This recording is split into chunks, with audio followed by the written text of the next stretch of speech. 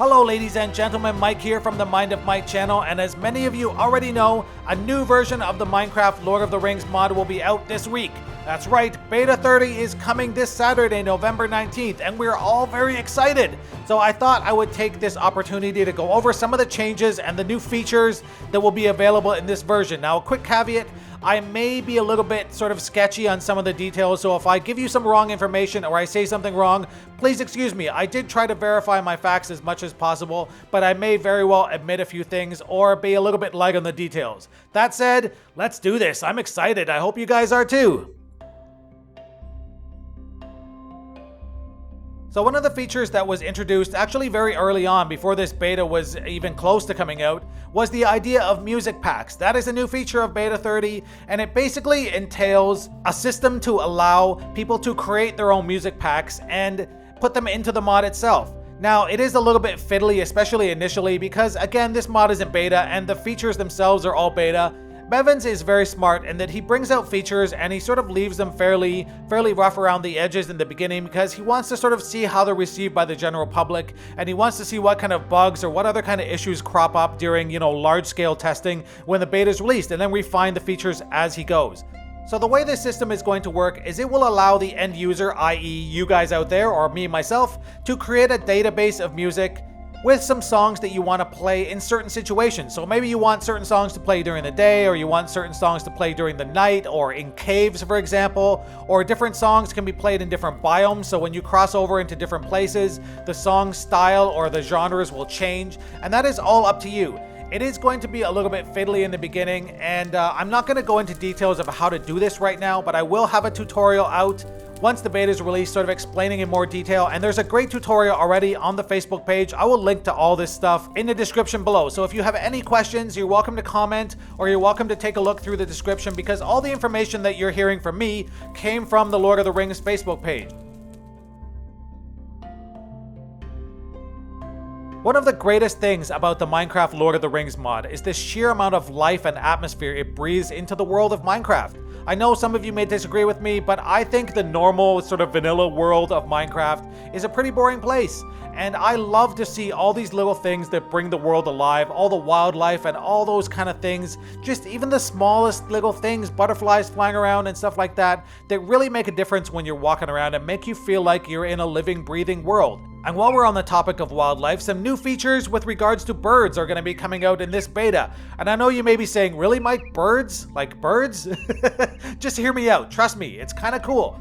First thing, we're going to have bird cages, which means you can now capture birds and keep them in your house, which I think is really cool. I'm assuming it's going to be something similar to the butterfly jar, which already exists.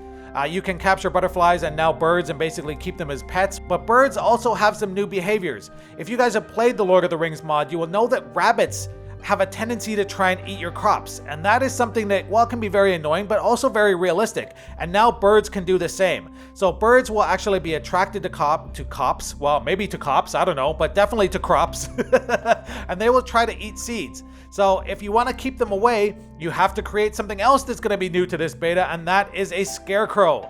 That is very cool. I love the idea of a Scarecrow. I love the idea of more sort of enhanced bird behaviors and just behaviors in general of the animals, because especially for farming and stuff, I believe that the scarcity of food is becoming a very important thing for Minecraft now. The hunger bar and all those things, they're being tweaked, and the idea of having food being eaten by wildlife and having to sort of struggle for food is a very good gameplay element, and I think it's something that should be explored even further. And I love the pumpkins on top of the Scarecrow heads. That is awesome. And these new birds don't just include birds who like seeds. There are lots of different species. So there are seagulls, for example, who like fish, and they will actually fly down and take fish directly out of your hands if you happen to be holding one. There are magpies that are attracted to shiny things, so if you leave gold or silver or other shiny items around, they'll be attracted to them.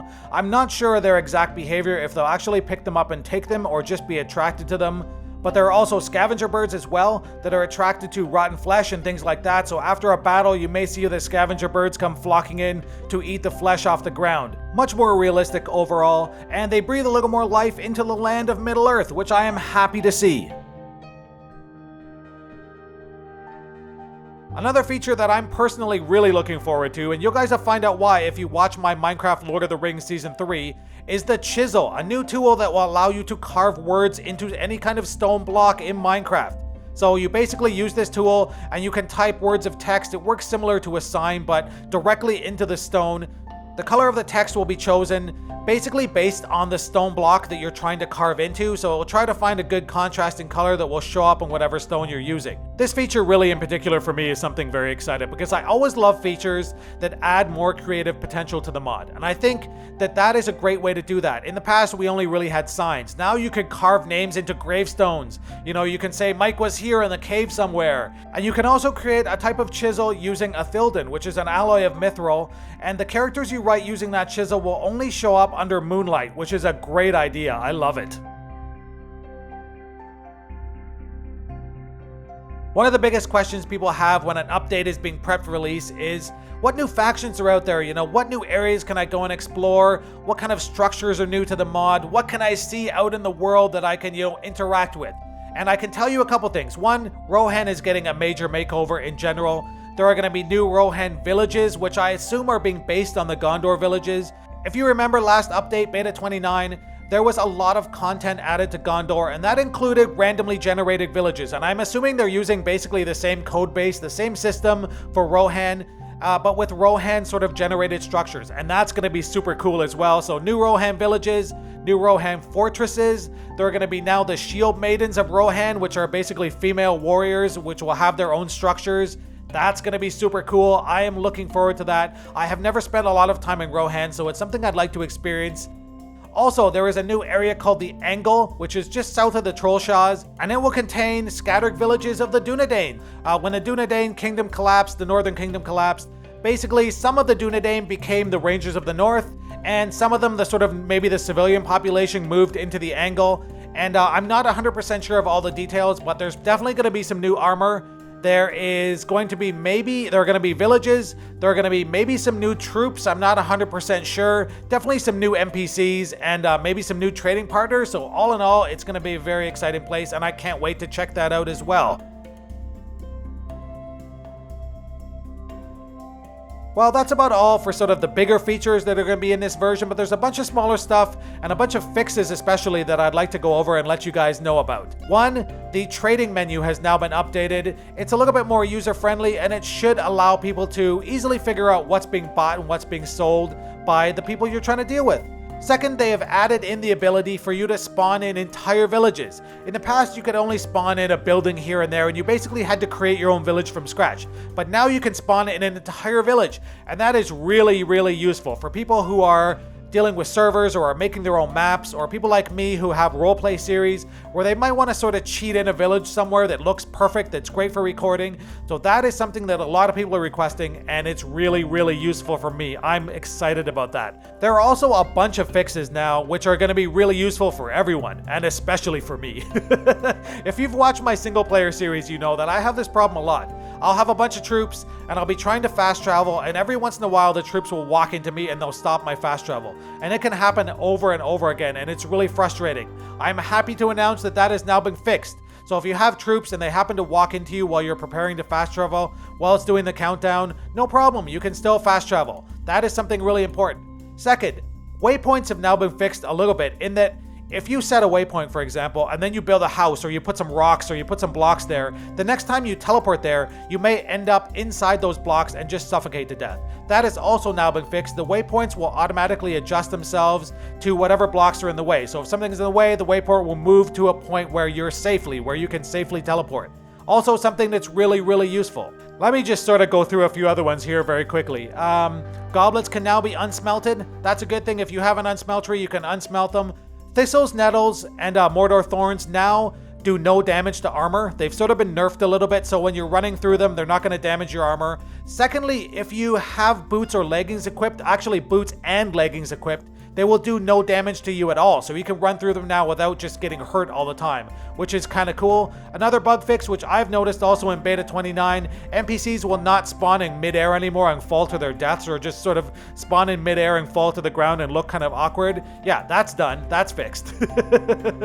And last but not least, leashed animals will now fast travel with you successfully, which is a really big thing because I've had a lot of problems with mounts, especially in the past, or animals in general that do not want to fast travel with me, and I've had tons of trouble. So the idea that you can just attach a leash to an animal and get it to fast travel with you back to your base or back to your little zoo or whatever you got going on, back to your farm, is a huge deal. That's something that a lot of people will find useful. There are some other little bug fixes here and there, which I probably won't go into. In fact, I'm done.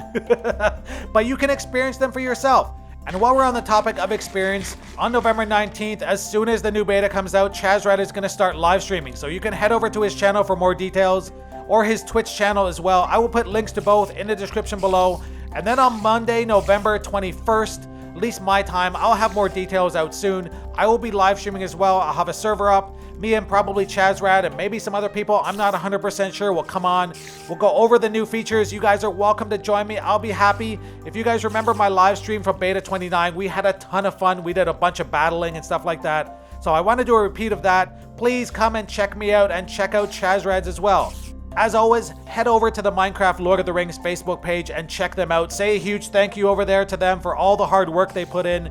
They were gracious enough to let me use their screenshots and everything for this video, which I much appreciate. So thank you very much, guys, and thank you very much for making the Lord of the Rings mod that we all play and enjoy every day, that, you know, brings a lot of happiness to people's lives. That's really all we want, right? Have a good life.